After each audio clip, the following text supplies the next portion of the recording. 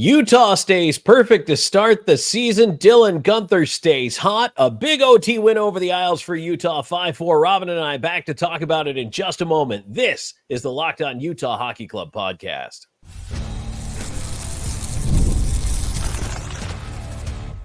You are Locked On Utah Hockey Club, your daily podcast on the Utah Hockey Club, part of the Locked On Podcast Network, your team every day. Tom Callahan, Robyn, Leano here with you. Post-game Utah Hockey Club 5-4 winners over the New York Islanders tonight in overtime. Thank you for joining us, for making us your first listen each and every day on the Utah Hockey Club. We appreciate you being here. And hey, if you like what you hear from us, check out some of the other Locked On shows as well. Maybe the national show. You're still trying to figure out your fantasy team. We've got you covered. You might have been listening to the Islanders guys coming into this one. Who knows? But we appreciate you being here and for listening to us first each and every single day. Today's episode is brought to you by Gametime. Download the Gametime app, create an account, and use code LOCKEDONNHL for $20 off your first purchase. Rolling right into it, Robyn. This game, this is a bit of a kitchen sink game. It starts off a 4-game road swing for the Utah Hockey Club, which when I saw the schedule come out, I thought this was insane. 3 on the East Coast. Then we're going to hurry up and fly to the West Coast and play one random game against the Ducks and then go back home. So I thought to myself, this is going to be a tough road trip, especially the New York swing is difficult as it is. You get the Rangers, you get the Devils. You start with the Islanders, who are a dangerous, could go either way kind of team tonight.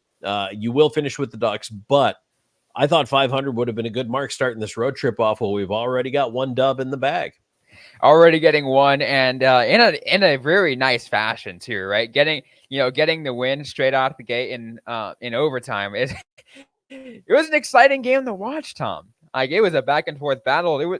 It definitely really showed to me, it goes with some of the comments, some of the discussions I've had multiple times about what this team was before when they were still Arizona, was that they found ways to win in the such strangest ways possible, by also just staying competitive as hell. You didn't know how they did it. Well, they didn't do it without drama.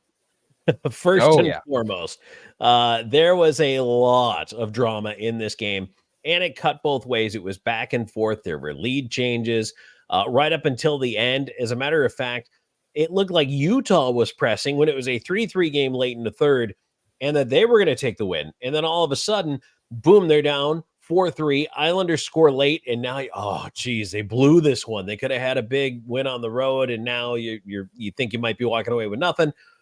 And then all of a sudden, Josh Doan goes down, scores a beautiful goal to tie it at 4. The game gets pushed to overtime, and in overtime, it feels like the storyline right now. Dyan, as you have said here, for those who are watching, Guenther, who now leads the NHL with 4 goals, has the hottest stick in the league right now, coming off a huge contract extension. And I mean, you have a GM that looks like a genius. You have a team that looks like, you know what my big key is tonight? And this just kind of occurred to me. I know we always try to figure out our one big takeaway early on here in the show, but this just hit me. Utah showed us something tonight. Utah showed us something that teams that win have the ability to do, and that is be resilient. They didn't quit. They didn't go away. I just said it. I just laid the table for you. On the road, late, they give up a goal. Non-winning teams will just accept their fate. We'll just say, you know what, guys, we got another game coming up here. We're going to play the Rangers. We're going to play the Devils. We'll get them next time. Utah Hockey Club didn't do that. No, they didn't. And it's interesting you mentioned that, Tom, because when the Islanders went ahead late in the third period, I was updating. If you follow on Twitter or X, you know that I'm putting out those post-period graphics and giving you guys the stats by stats. I'm going to have the game recap, the full game recap graphic coming up here in just a sec. But I want to put this point out here is when the Islanders went up in that late bit in the third period, I immediately changed the title instead of end of regulation to game recap or final.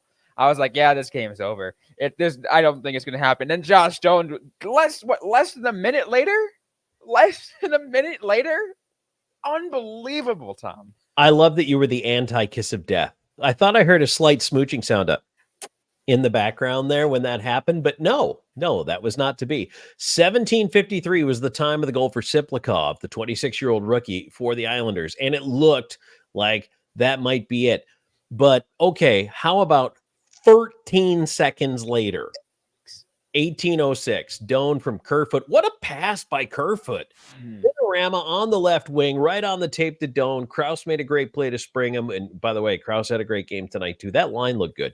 But Doan, who was not a shoo-in to make this team out of camp, had to battle to find his way there. Looked pretty good tonight, I thought. So, you know what? Even with the line and minimal lineup changes, Spicy Tuna was out tonight. They brought in Carcone, who I saw him a few times out there being effective. Didn't mind the way he looked in the lineup at all.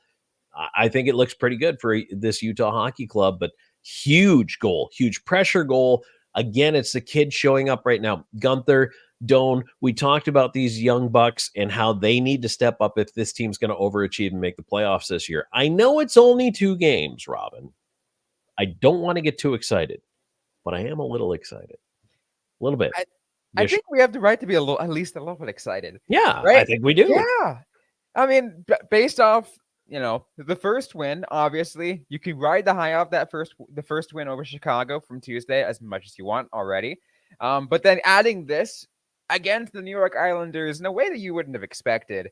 Again, you just got to keep that high going. It's got to feel good. Yes. And you know what? This is a good test, too, because the Islanders are a potential playoff team. Yes. They have a really difficult coach to beat in Patrick Waugh. They have a very good, very talented team. I thought both goaltenders, despite the score tonight, I thought both goaltenders at times really kept their teams in this game. Varlamov and Ingram played really well, made big saves when they needed to. Ingram had a spectacular one. Now, the reason it was spectacular is because he kind of caught himself out trying to, he was caught fishing behind the net, but he made the save diving back in. It was a great stop. I really think that, both of these teams had their chances to pull away from each other. Both goalies kept them in it. It was an entertaining hockey game. And that's the other thing for Utah fans who are just coming to this team or coming to this sport and watch that one tonight. That was entertaining. That was a lot of fun to watch. It sure was. And what we're going to do, Tom, is we're going to get into some of the stats. We're going to kind of break down some of the ins and outs of, those X's and O's a little bit of what happened in the game. Discuss, kind of break down what we liked, what we didn't like. Then we're going to get to some stars of the game, kind of pick who we thought definitely stood out for the Utah Hockey Club. We're going to get to all of that right after this. Today's episode is brought to you by FanDuel. Hey, NFL fans, you can start the season with a big return on FanDuel, America's #1 sportsbook. So when you're in a hunch in the middle of a game, you can check out the latest stats, view live play-by-play, and so much more on the same page where you place your bets. You'll get started with $200 in bonus bets guaranteed when you place your first $5 bet. Once again, that is $200 in bonus bets guaranteed. You don't even need to win on that $5 bet. So you just got to place it, whatever you feel like. I mean, obviously, I would say maybe you still pick something you think could win. But regardless, even if it loses, you still will get that $200 in bonus bets guaranteed. That's all on FanDuel.com, America's #1 sportsbook. Let's dive into some stats now, Tom. There's a little bit of stats on this game. Utah Hockey Club, New York Islanders, final score, once again, 5-4 Utah with the win in overtime, Tom. And here's some of the stats I'm bringing up on YouTube. If you're not going to see this on the audio version, so if you're listening on Apple Podcast or Spotify, Google, Amazon Prime, wherever you're listening, we're going to kind of describe this to you as best you can. I'm going to start with one of the big takeaways, Tom. Taking a look at the power play effectiveness here and taking a look at Utah, a perfect 2 for 2, while their penalty kill killed 5 of 6 of New York opportunities. And Robyn, I was just going over the official sheet of match here. Now they have it as 1 of 5. So 4 of 5 on the penalty kill for there we go. The for Utah. So I don't know if they changed something or what may be there. But to your point, number one, the power play and this team's ability to score goals. I talked at the beginning of the season. I said they've always been able to score. And that was a point that management made. They weren't afraid of scoring goals. They know they have enough. Now it's keep the puck out of the net, right? Well, the Islanders found a way to put plenty in. Utah just got one more. Special teams was huge tonight. Going 2 for 2 in the power play is big. But for me, the penalty kill is even more critical. Their power play, I said I wanted it a half goal a game better this year. Yeah. They're already well on their way. And the penalty kill going, 4 of 5 or 5 of 6, whatever. I think it'll probably be 4 or 5, but whatever it is. I think it was 4 or 5. I think ESPN added an extra one as I was finishing up my graphic, and it happens. It's an ESPN thing. It's an ESPN. We'll blame them. Yeah. But I mean, seriously, that's a great performance tonight, and part of it is your goaltending, right? Yes. Your goalie has to be your best penalty killer. Ingram was great tonight. He was phenomenal. But I really think, from what we saw in the preseason and even a little bit in the first game, I wasn't all that enthused about the PK. I think they look much better tonight. And I think that, again, that's something where adjustments are going to continue to be made, and they're going to tweak, and they're going to improve, and they're going to get better. They are going to get better. Taking a look, again, kind of a little bit going down the line here, Tom, and that next thing, a huge issue that you had talking about faceoffs. You were like, I don't like how they played against Chicago in terms of faceoffs. Now your thoughts on faceoffs against New York Islanders. One guy made the difference, and that was Kevin Stenlund. You bring in Stenlund from Florida. He brings a Stanley Cup ring in with him, and he goes 14-6 in the circle tonight. That's 70%. That's what you need, because everybody else pretty much went 500-ish, a little worse. Kerfoot was 3 of 4. And you get some 1-0 guys in there. Keller and Guenther both won the only draw they took. Schmaltz was 2-1.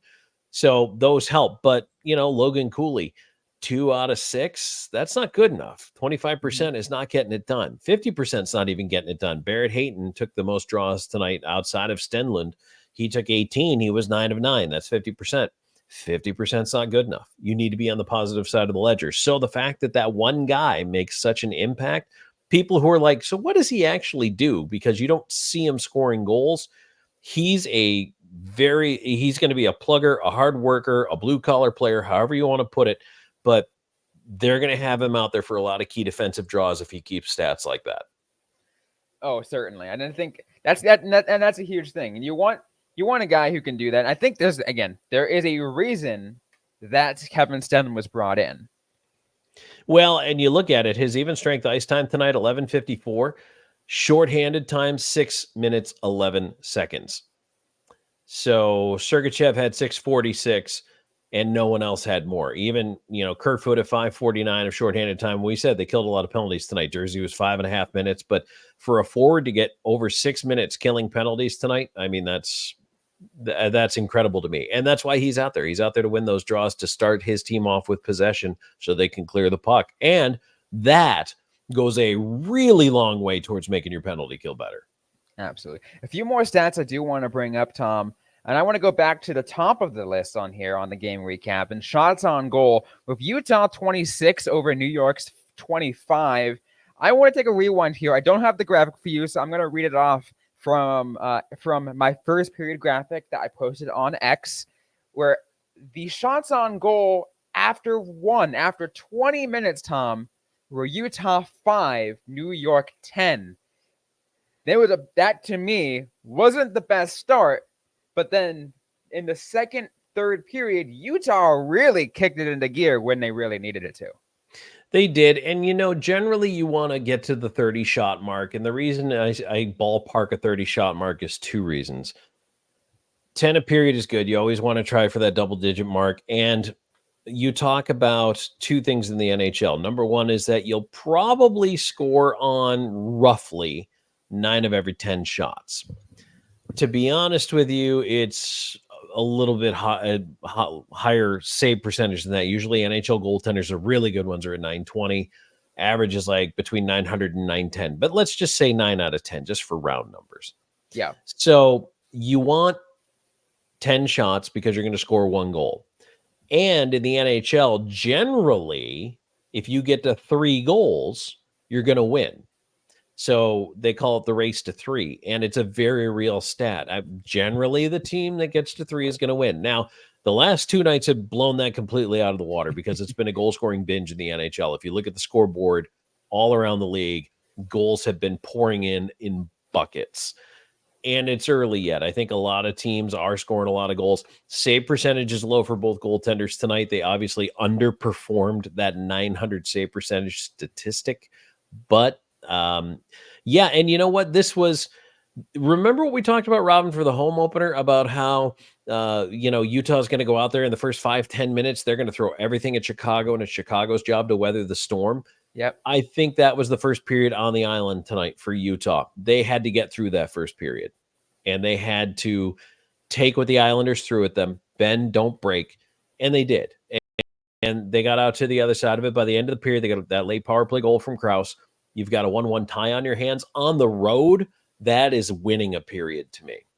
Whoa, 100%. And that goes to one of the first things you said, and it comes to the biggest takeaway from this game is just taking away the resilience of this club. It is amazing, and that first period really tells you something.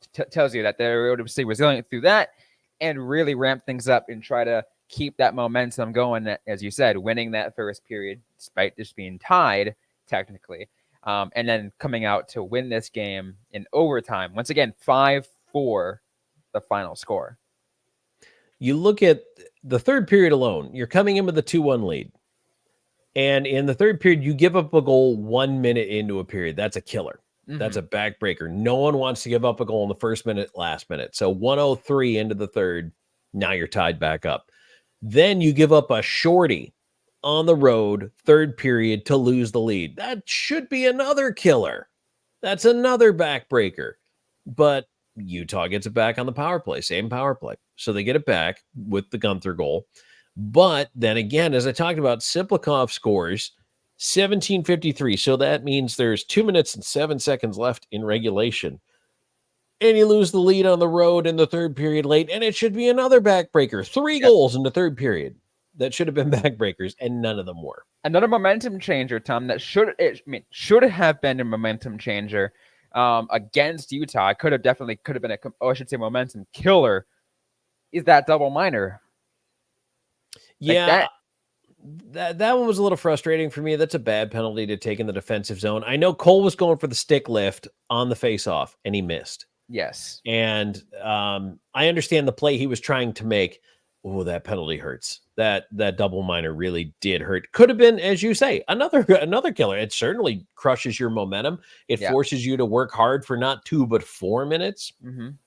Yeah, that's a lot. And they did, but still, even then, Utah did a phenomenal job killing that penalty. They did. I do want to put this out there, though. There were a couple people who did have questions about it, of why it was determined a 4-minute penalty, and instead of just a 2 or whatever it was. Double minor, guys. It's the same as a minor, like what a usual minor infraction, but the only addition was if blood is involved.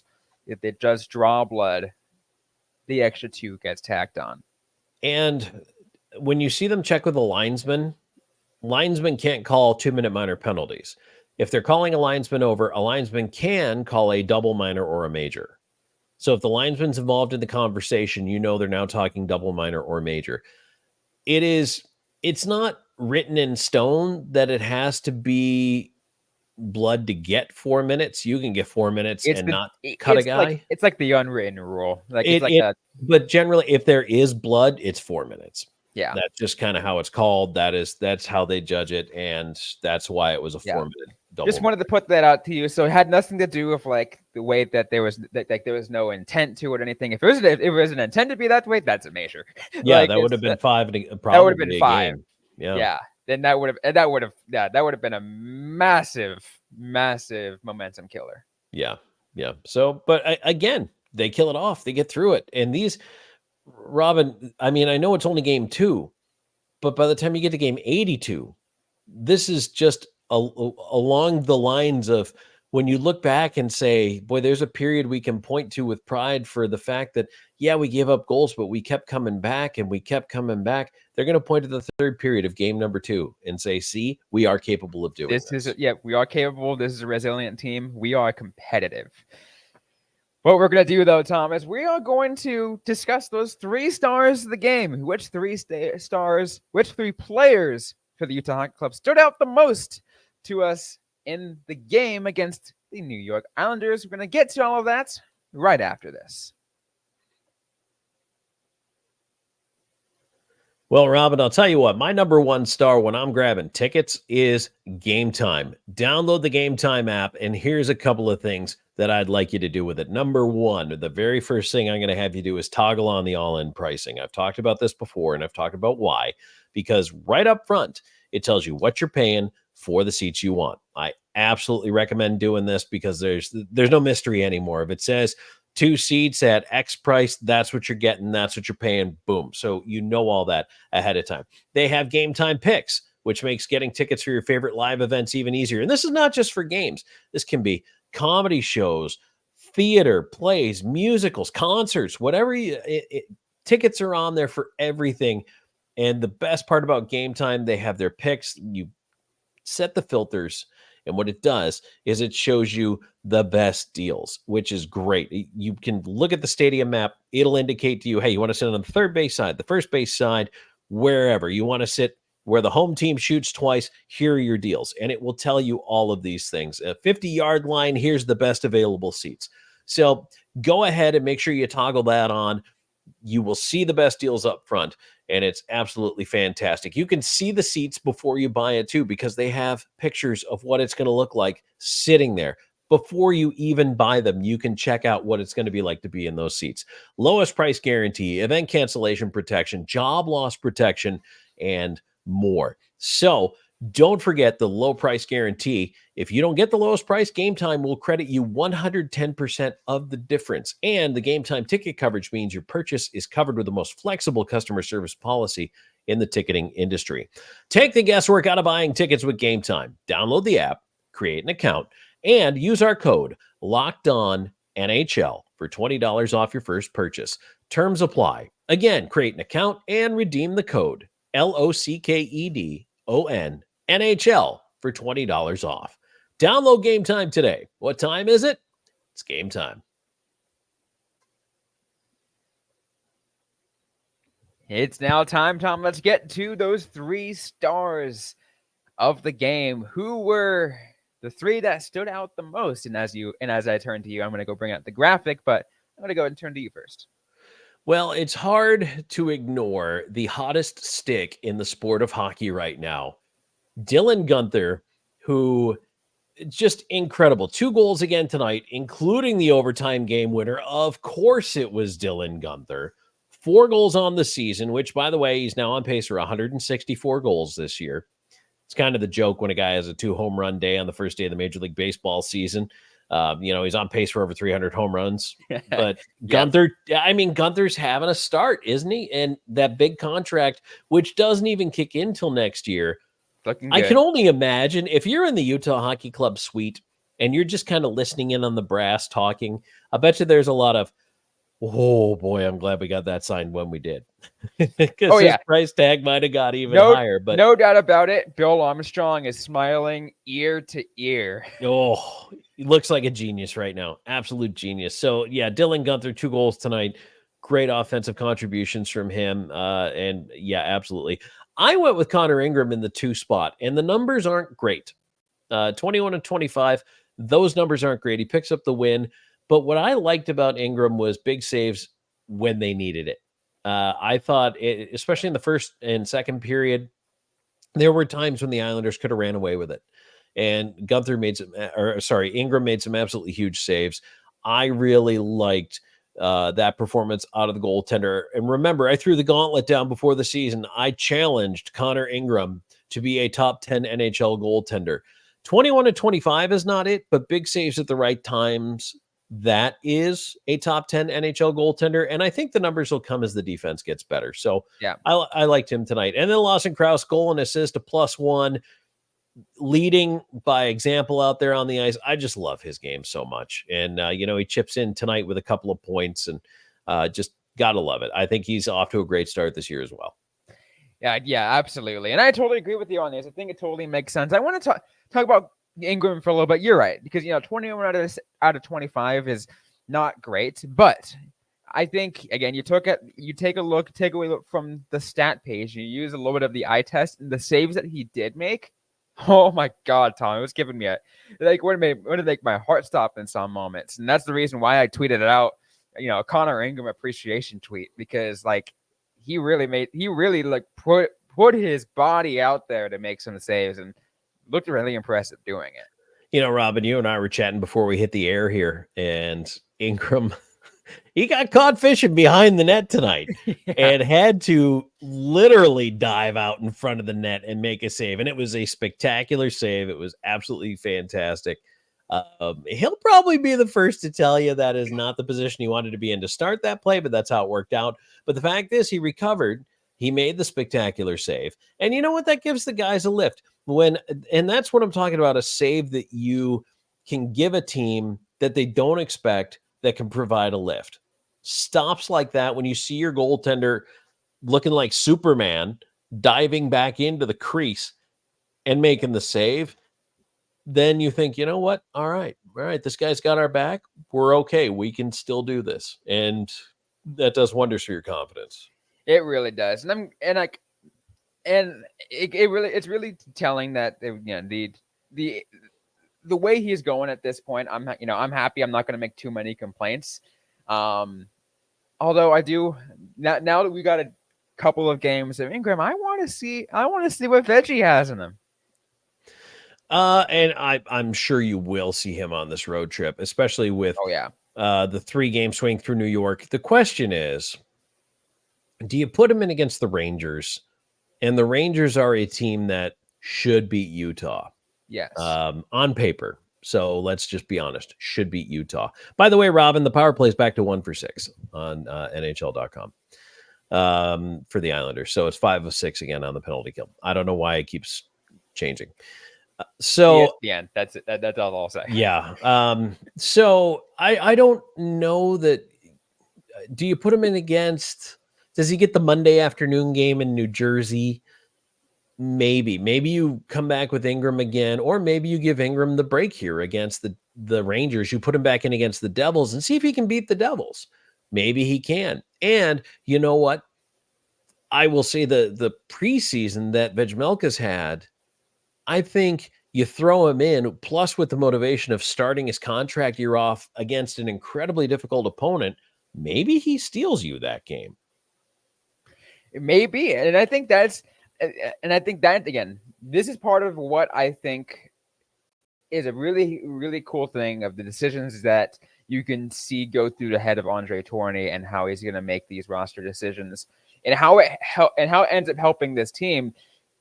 If, let's say, Utah steals another game out of this and, just looks really good doing it, with the goalie personnel decisions.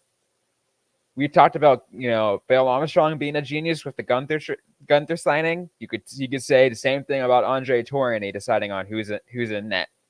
Now, here's the reason I argue that it probably won't happen that way is because the way the schedule plays out. So you play New York 2 days from now, New Jersey on the Monday afternoon, and then you fly that afternoon. But it's still a cross-country flight. You'll be then in Anaheim Tuesday. You'll get your sea legs back under you. You play Wednesday night to round out the road trip. So I think if Ingram's getting 3 out of 4 here, he's probably going to play again against the Rangers. Then you put Veggie in against New Jersey, and then you can come back with Ingram in a winnable game against the Ducks. And if you do that, then I don't want to say guaranteed, nothing is guaranteed, but you're pretty well on your way to coming out with a 500 record here. And then maybe you get the stolen game against New Jersey in the afternoon in Newark on Monday. It's a possibility. So if I were coaching, I would probably go. I would be very tempted to go to Vejmelka in New York just to see if he could steal one there. But I think Ingram's your guy right now. You give him a third game in a row, then you spell him on the Monday, and then you come back with him Wednesday in Anaheim, and then you're going back home. And I think that makes sense. Yeah, I mean, you just kind of have to, again, you have to play things smart, I think. And I think it goes to the discussion we've had about, a 1A, 1B situation. If your guy is, your 1A is winning, and it doesn't really show any reason to bring the other guy in, especially if a really hard road trip that they're coming through. You got to make these hard decisions. Well, and but you can't let Veg sit too long. That too. Both guys got to play. You don't want either one of them getting rusty. So one of the next 2 games he's getting one way or the other. So the question is it going to be the Rangers or is it gonna be the Devils? Yeah, and you know what, that decision may be made, and I don't know if Andre Tourigny might even sit down with Ingram, say, how do you feel after that game? I'm gonna start Veg, one of the 2. Which one do you want? He might be the kind of coach who goes to his number 1 and says, who do you want? Do you want the Rangers or do you want the Devils? You're getting one of them. And just tell me which one you want. And I'm sure, I mean, that would make sense if, like, you turn to your guy and be like, all right, you can take your pick. Which one do you want?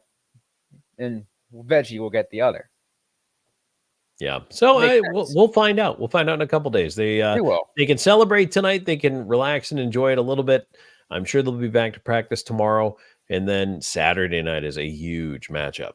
Absolutely. Any quick final thoughts on tonight's game, or if you want to make a little quick, very quick preview? Obviously, we're going to have a full preview later, but quick preview ahead of Saturday's game. I think it's a great start to the road trip. Just to finish, we'll talk Rangers later. I mean, I think it's a great start to the road trip. I think the contributions are coming from where they need to. D can still tighten up, but again, it's early. I don't want to go too hard on my criticism. We all know it's something that needs to improve. But right now, the third period tonight told me a lot about who this young Utah Hockey Club team is, and I like it. I do too, and I feel like everyone else is still feeling the high, feeling the buzz, as Utah Hockey Club remains perfect. They are 2-0 after a 5-4 overtime win over the New York Islanders.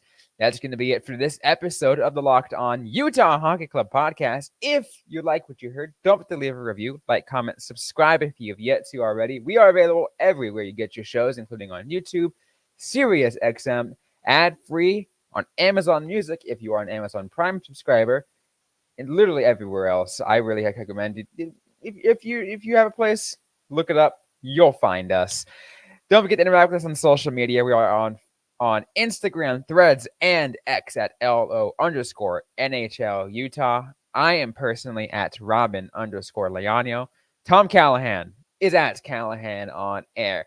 And if you all liked continuing to hear from what we have to say and want to be a part of an exclusive club within this program, text us to 801-760-9033, 801-760-9033 to join our text club. You'll be able to text us one-on-one, get access to insider mailbags, and more.